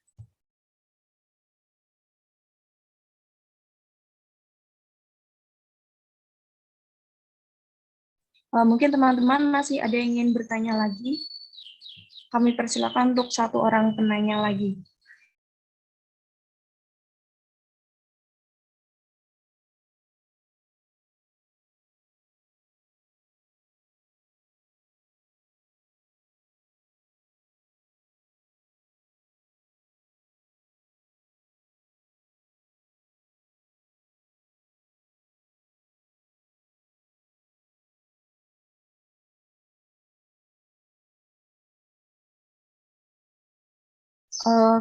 Kalau sudah tidak ada yang bertanya, kami tutup hanya untuk 2 penanya saja ya teman-teman.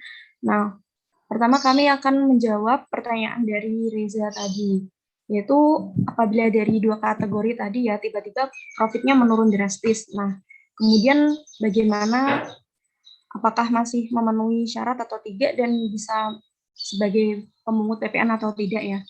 Nah, baik, untuk yang akan menjawab, Tiara, dipersilakan. Baik, saya akan menjawab pertanyaan dari Reza. Menurut sumber yang saya baca, jadi Dirjen Pajak itu akan mencabut penunjukan sebagai pemungut PPN, PMSE. Jadi dalam hal ini, dia itu kan sudah tidak memenuhi batasan kriteria tertentu yang tadi udah dijelasin kan, yang 2 itu. Jadi atas pertimbangan dari Dirjen Pajak, dengan menerbitkan Cap Dirjen, dan mulai berlaku awal bulan berikutnya itu sudah dilakukan pencabutan atas pemungutan PPN-nya gitu. Jadi Netflix-nya ini kalau misalkan profitnya turun atau jumlah pengaksesnya itu turun juga, maka dia awal bulan berikutnya itu akan dicabut sebagai pemungut PPN seperti itu. Dan nomor identitas perpajakannya juga dapat dihapus. Mungkin itu, apakah dapat menjawab pertanyaannya, Reza? Oke, bisa. Terima kasih.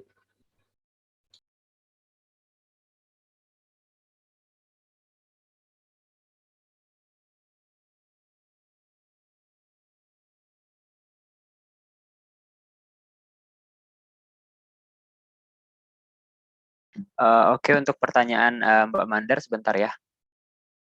Saya minta waktu sekitar 1.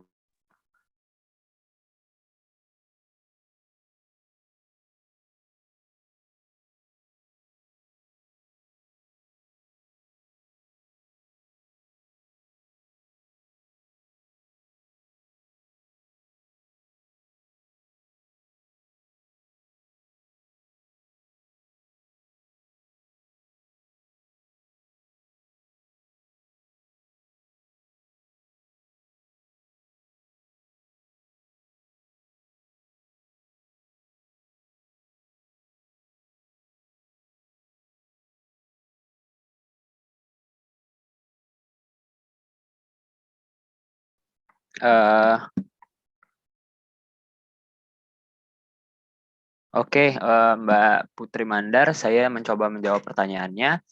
Jadi, apakah ada usaha dari pemerintah untuk mengubah Netflix ini menjadi BUT agar pajaknya itu bisa lebih mudah ditariknya? Nah, perlu kita ketahui, setahu saya dulu itu untuk BUT itu harus subjek pajak dalam negeri. Tapi dari hasil pencarian kami, dari hasil kami coba eksplor, itu rata-rata pembahasan tahun lalu ya, tahun 2020, itu pemerintah melalui Omnibus Law. Jadi melalui Omnibus Law itu sudah mulai memasuki ranah ke perpajakan digital. Jadi udah mulai menyasar pajak itu ke bidang-bidang digital kayak Netflix atau Spotify. Nah, jadi itu pemerintah udah mulai nyasar ke sana. Gimana caranya? Jadi dari yang kami baca, dari yang saya baca itu nanti definisi badan usaha tetap di dalam Omnibus Law ini akan dirubah. Jadi awalnya itu berdasarkan kehadiran kantor fisiknya. Jadi awalnya itu kalau Netflix nggak punya kantor di Indonesia itu nggak bisa dianggap sebagai BUT. Nah, sekarang menjadi berdasarkan kegiatan ekonominya. Ada atau enggak kegiatan ekonominya. Jadi bukan physical. Jadi selama Netflix ini melakukan kegiatan ekonomi di Indonesia, maka itu bisa dianggap sebagai BUT. Nah, cuma untuk pelaksanaan lebih lanjutnya sampai sekarang ini, maksudnya bagaimana aplikasi Omnibus Law-nya, itu mohon maaf, saya juga belum terlalu menemukan yang jelas. Karena sejauh ini, bahasannya itu yang saya temukan itu baru sampai sini, bahwa pemerintah akan memberlakukan BUT bagi Netflix. Tapi belum ada statement yang jelas bahwa Netflix ini sudah sebagai BUT di Indonesia. Baru statement bahwa Omnibus Law itu akan merubah peraturan tertentu terkait hal ini. Bagaimana Mbak Mandar? Oh iya, itu maksud pertanyaan saya.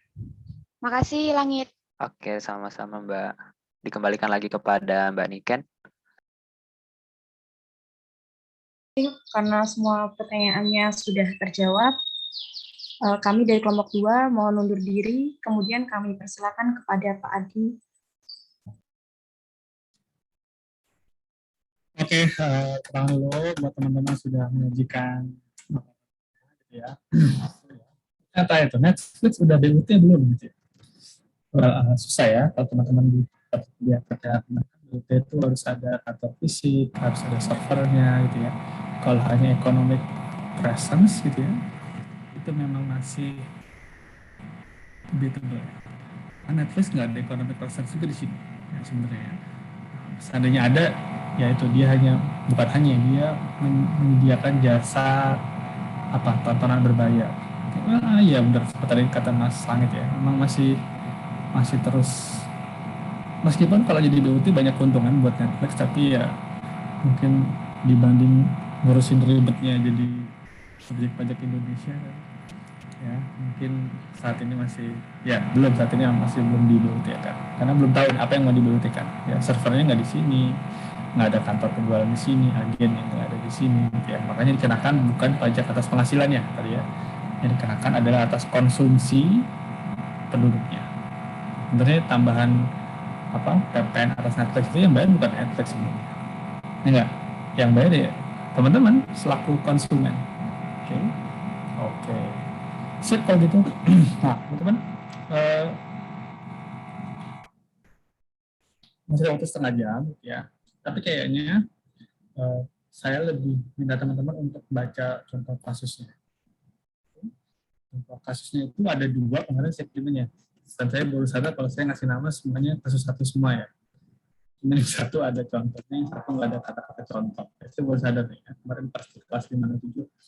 Ini kok dulunya kasus 1, iya benar juga ya. Jelas. Mari kita cek ya. Nah, ini untuk ngerjainnya yang mana dulu ya. Sebenarnya instruksinya itu ada di file yang ada contohnya. Ini diminta apa sih dari kasus ini gitu ya?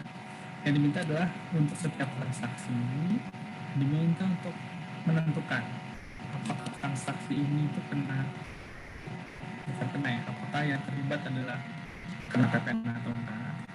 Terus sebagai pihak yang membayar, artinya akan kita sebagai pajak masukan atau sebagai pihak yang memungut PPN. Menentukan jenis transaksinya. Kalau bilang PTA melakukan penyerahan BKP senilai 20 juta, artinya akan dapat sebagai pajak keluaran. Gitu kan ya? PTA melunasi sejumlah barang yang telah dibeli kepada PKPB. Nah, PKPA nanti mencatat sebagai pajak masukan. Maksudnya teman-teman udah gesit nih ya, gesit ngomongin PK sama KM. Instruksinya itu doang. Kemudian di akhir masa pajak tersebut masih ada nggak PPN yang harus disetor? Oke, kira-kira seperti itu. Tinggal PK dikurang PM aja teman-teman. Untuk memudahkan proses memahami masing-masing transaksi, sebenarnya teman-teman bisa mulai dari mengerjakan file yang tanpa kata-kata contohnya, yang hanya kasus 1 aja gitu. Itu ribet banget teman-teman namanya sendirilah ya. Pokoknya yang PT Sony Sejahtera itu saya itu lebih cocok kalau mulai mengerjakan yang itu. Kenapa? Karena udah saya bedain tuh. Untuk beberapa transaksi pertama itu yang transaksi pajak keluaran semua. Kemudian di setengah berikutnya itu ada pajak masukan semuanya. Jadi memudahkan teman-teman untuk mengidentifikasi, oh yang ini pajak keluaran, ini pajak masukan. Setelah udah terlatih, nanti kita bisa masuk ke PT Spurs lalu. Karena dicampur nih antara PK sama PM, yang diurutin adalah tanggalnya.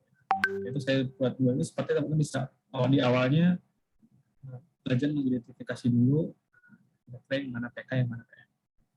Dan ini bukan tugas teman-teman, bukan tugas yang harus dikumpulkan, jadi santai aja. Cuman menurut saya ini bisa membantu teman-teman untuk mempersiapkan UTS. Nanti kita bahas di pekan ke-7. Yang ada ini setengah jam sampai jam 10 sampai waktunya habis. Serta teman-teman bisa manfaatkan untuk coba ditengok-tengok ya soalnya seperti apa. Terus kira-kira ini PK atau PM, apakah ada kata-kata yang asing, karena mungkin soal UTS-nya ya akan bersumber dari situ. Tapi nggak sebanyak itu teman-teman. Nggak sampai 30 transaksi sepertinya enggak. Ya kalau kata teman-teman itu kan kalau latihan itu berdarah-darah, gitu ya. Nanti pas tanding tinggal keringetan doang. Ini sebagian dari UTS yang akan diambil dari contoh kasus ini. Oke? Oke, jadi setengah jam ini saya bebaskan teman-teman untuk explore sendiri, gitu ya. Nanti pekan depan langsung start dari awal, kita udah langsung bisa mulai bahas soal. Gitu ya? Oke, yang silakan kerjasama, mungkin Mas Ketua kelas siapa sih? Ada teman Pari ya? Saya lupa ke dulu ketua kelas. Ketua kelas sekarang siapa? Pari ya? Fahri, iya, Pak. Oke, Mas Pari mungkin bisa dikoordinasikan nih. Teman-teman yuk, kita mungkin perlu ngobrol bareng sama setengah jam ini. Silakan aja. Gitu ya. Kalau ada yang mau tanya sama saya, tanyain aja. Seperti biasa. Yang penting teman-teman bisa nyambung nih di obrolan minggu depan. Oke? Oke, kalau oke dan nggak ada yang perlu tanyain, udah ya, kelasnya saya tutup ya. Saya silakan setengah jam ini mau merenung, dia boleh, mau mikirin tugas boleh juga. Jangan dipikirin sih dikerjain maksud saya, kerjain tugas boleh juga, tapi dilarang ngereng. Oke? Dilarang ngereng sampai habis UTS. Yang selalu manfaatkanlah waktunya buat baik-baik nih, karena sampai UTS mepet itu perjuangkan lah ya, usahanya maksimum. Oke, kalau gitu saya pamit. Terima kasih buat partisipasi kelompok Mbak Tiara yang sudah mempersembahkan sesuatu yang sangat menarik menurut saya. Karena di sini masih hangat-hangatnya. Terima kasih buat teman-teman sudah berpartisipasi nah ya. Tenang aja, foto udah saya rekam, udah saya cepat secara candid ketika teman-teman berinteraksi, karena saya khawatirnya lupa. Ini sekarang saya pamit. Terima kasih. Kita ketemu lagi. Assalamualaikum warahmatullahi wabarakatuh. Waalaikumsalam warahmatullahi wabarakatuh. Terima kasih banyak, Pak. Pak. Terima kasih, Pak. Recording stopped.